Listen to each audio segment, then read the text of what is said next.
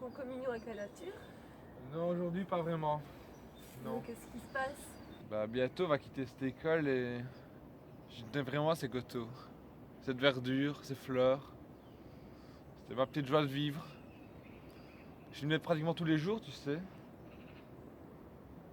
Je te comprends, c'est pas facile. Ça me manquait aussi. Mais comment pourrais-je faire pour garder un souvenir de tous ces jardins?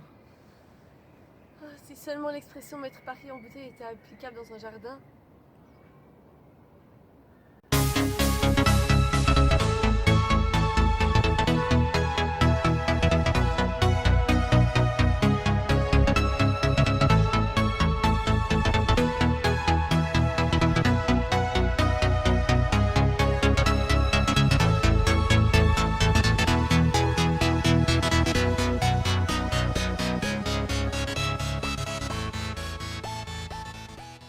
Et on pourrait faire un terrarium comme en classe. Bah comment tu veux faire ça? T'as pas étudié, c'est pas compliqué. Non, j'ai rien fait. Bah, dans un terrarium, il y a la biocénose, c'est-à-dire tout ce qui est vivant, et il y a aussi le biotope. C'est quoi un biotope? Un biotope, c'est tout ce qui est non vivant, c'est-à-dire la lumière, la température, le sol, l'eau. Ça va, c'est bon, j'ai compris. Bon, on va essayer de montrer une vidéo, ça ira plus vite. Ok, ça va. T'en fais pas Alex, ça arrive à tout le monde d'oublier. À travers ce petit tuto, je vais rafraîchir ta mémoire pour que tu puisses te rappeler comment faire un terrarium.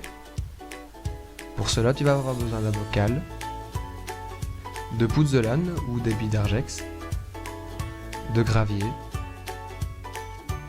de terre, de quelques végétaux, de 2-3 décomposeurs et d'un peu d'eau. Pour commencer, prends ton bocal, propre évidemment. Ajoute au fond les billes d'argex. Celles-ci agiront comme une nappe phréatique et pourront ainsi stocker de l'eau. Ajoute à cela des graviers pour que les racines de tes végétaux ne trempent pas dans l'eau et pourrissent. Ceci fait, tu peux aussi ajouter la terre et remplir le bocal un peu en dessous de la moitié. Ton écosystème possède presque tout, il manque des êtres vivants. Prends des végétaux, pas trop grands, et fais en sorte d'avoir aussi leurs racines. Ajoute quelques vers de terre, mais pas trop non plus, juste assez pour qu'ils puissent se reproduire. Pour finir, tu peux arroser légèrement et mettre soit un bouchon, soit un cellophane, ou encore du paraffine.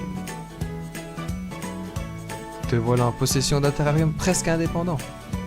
Il s'agit d'un mini-écosystème qui va subvenir à ses besoins.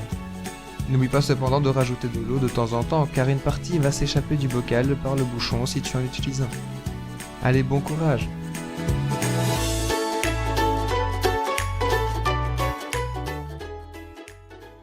Voici l'image d'un écosystème. Celle-ci va nous permettre de comprendre de quoi est composé un écosystème et donc un terrarium.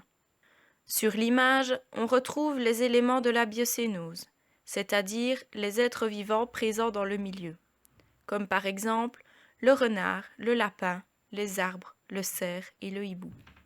Ceux-ci sont reliés par des facteurs biotiques, c'est-à-dire des relations entre les êtres vivants d'un écosystème.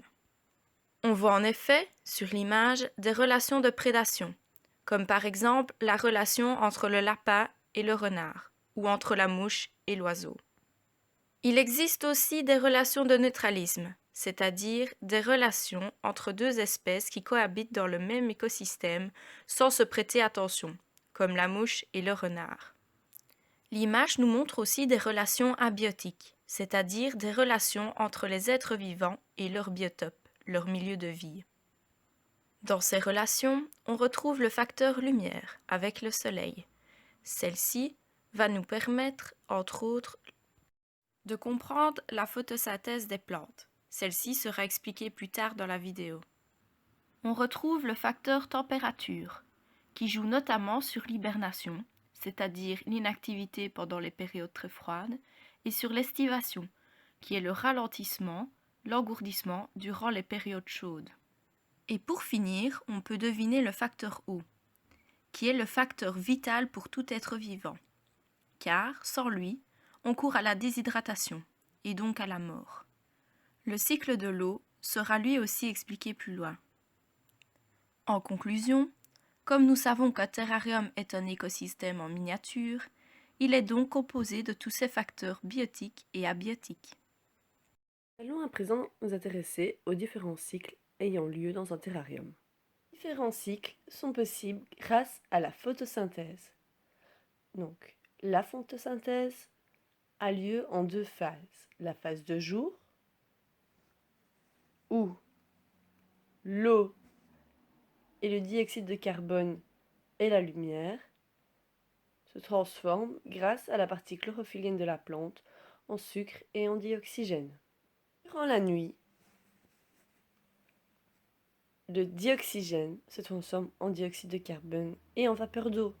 Donc, comme nous l'avons vu, durant le jour, l'eau va être utilisée par la plante ainsi que d'autres substances pour produire les sucres et le dioxygène. Donc cette eau, nous devons l'apporter au terrarium. Ça veut dire que ça nécessite un apport externe. Donc l'eau est apportée sous forme liquide, descend jusque dans les racines, où elle est absorbée par la plante. Durant la nuit, l'eau est rejetée par la plante sous forme de vapeur d'eau. La vapeur d'eau monte, atteint le bouchon, se condense et revient sous forme d'eau à l'état liquide. Le cycle de l'eau a donc bien lieu. Intéressons-nous maintenant au cycle du carbone.